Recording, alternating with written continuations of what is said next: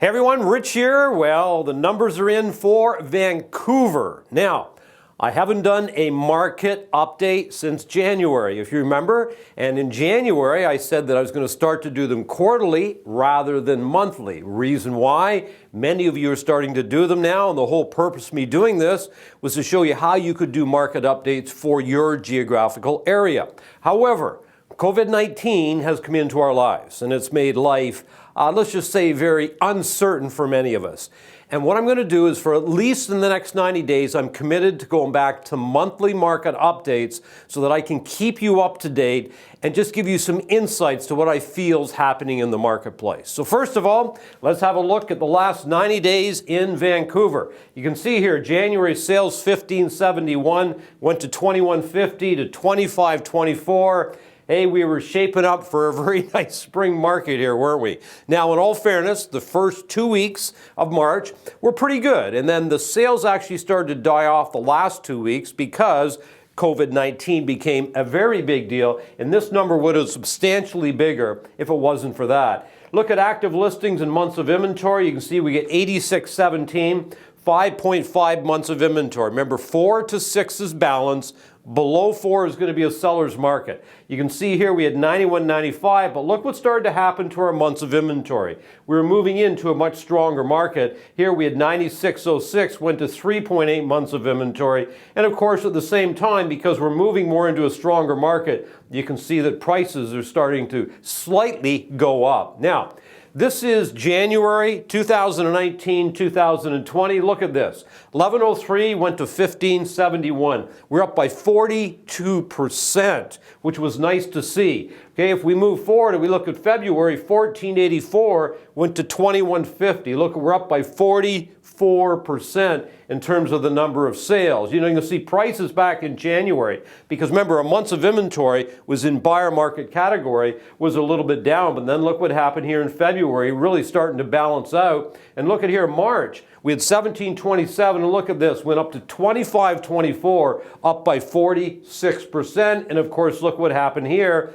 Inventory going down, sales going up, prices starting to strengthen, which is nice to see. If we look at the first 90 days, look at this, everybody. 4,314 sales in the first 90 days, and we went up to 6,245, which is an increase of 45%. And think about this. If the last 2 weeks of March had been normal and no COVID-19, it would have been up substantially more. So I guess what I want to say here is what's going to happen as we go forward? Well, first of all, I think we can all agree that April, the sales are going to be off quite a bit. Now, how far, we don't know yet, but I'll report that when we get to the first few days of May. But here's what I do know. Even with this going on, there are still people that are going to buy real estate, and there are still people that are going to sell real estate. There's a reason that you've been called an essential service.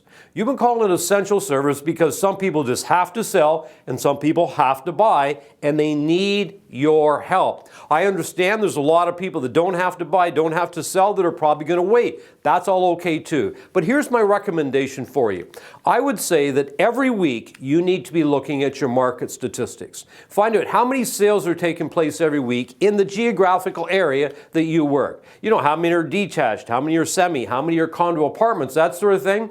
And watch what's going on.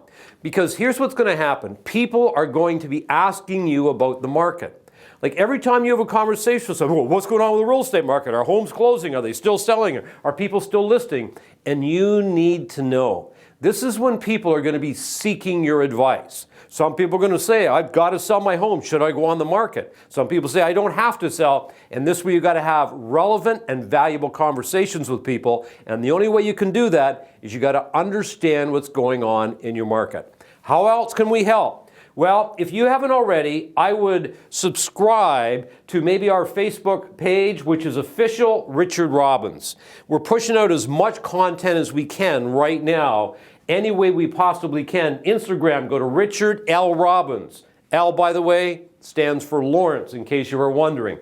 Go to our website, richardrobbins.com. Subscribe to our email list if you're not already on it. And what we're going to do is keep pushing out valuable content to you. Or we also have a podcast called The Richard Robbins Show.